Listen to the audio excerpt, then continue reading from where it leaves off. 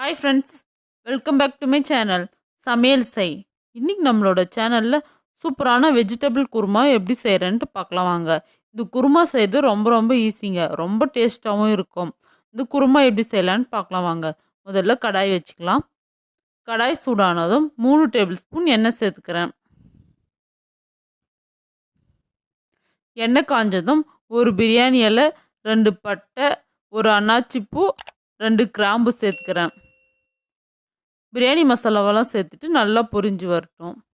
பாருங்கள், பிரியாணி மசாலாவெல்லாம் பொரிஞ்சதும் ஒரு சின்ன சைஸ் வெங்காயம் கட் பண்ணி வச்சுக்கிறேன், அதை சேர்த்துக்கிறேன். வெங்காயம் நல்லா பொன்னிறமாக வதங்கணும், மிக்ஸ் பண்ணிக்கலாம்.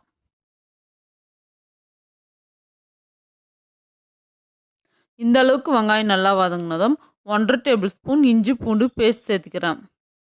இஞ்சி பூண்டோட பச்சை வாசனை போகிற வரைக்கும் நல்லா வதக்கிக்கலாம்.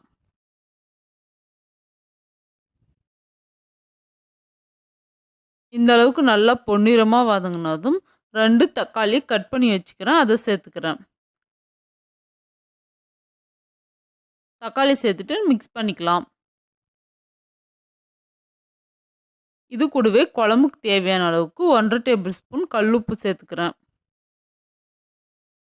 தக்காளி தோல் சீவிட்டு 1 கேரட் கட் பண்ணி வச்சுக்கிறேன், அதை சேர்த்துக்கிறேன். கேரட் சேர்த்துட்டு நல்லா மிக்ஸ் பண்ணிக்கலாம். ஒரு உருளைக்கிழங்கு தோல் சீவிட்டு கட் பண்ணி வச்சுக்கிறேன், இதை சேர்த்துக்கிறேன்.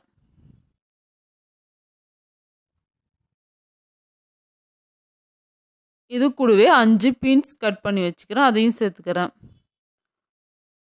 உங்களுக்கு எந்த வெஜிடபிள்ஸ் பிடிக்குமோ அதெல்லாம் சேர்த்துக்கலாம். ஊற வச்ச பச்சை பட்டாணி சேர்த்துக்கிறேன். காய்கறிகள்லாம் சேர்த்துட்டு நல்லா மிக்ஸ் பண்ணிக்கலாம். எண்ணெயிலே நல்லா வதங்கட்டும் 5 நிமிஷம்.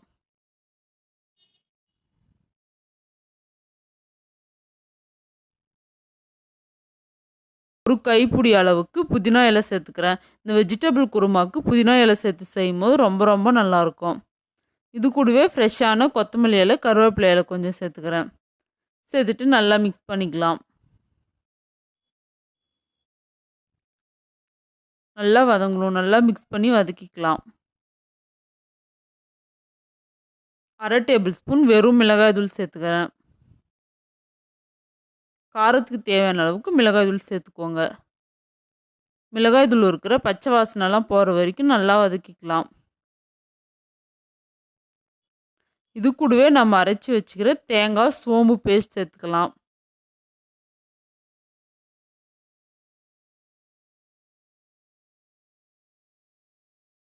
சேர்த்துட்டு நல்லா மிக்ஸ் பண்ணிக்கலாம். குழம்புக்கு தேவையான அளவுக்கு தண்ணி சேர்த்துக்கிறேன். தண்ணி சேர்த்துட்டு நல்லா கொதிக்க வைக்கலாம். நல்லா ஒரு 7 நிமிஷம் கொதிச்சா போதும். பாருங்கள், 7 நிமிஷத்துக்கு அப்புறம் எந்த மாதிரி இருக்குதுன்ட்டு. இந்த வீடியோ உங்களுக்கு பிடிச்சிருக்குன்னு நினைக்கிறேன். பிடிச்சிருந்தா லைக் பண்ணுங்கள், ஷேர் பண்ணுங்கள், கமெண்ட் பண்ணுங்கள், மறக்காமல் சப்ஸ்கிரைப் பண்ணுங்கள், பெல் பட்டனை கிளிக் பண்ணுங்கள். அடுத்த வீடியோவில் பார்க்கலாம்.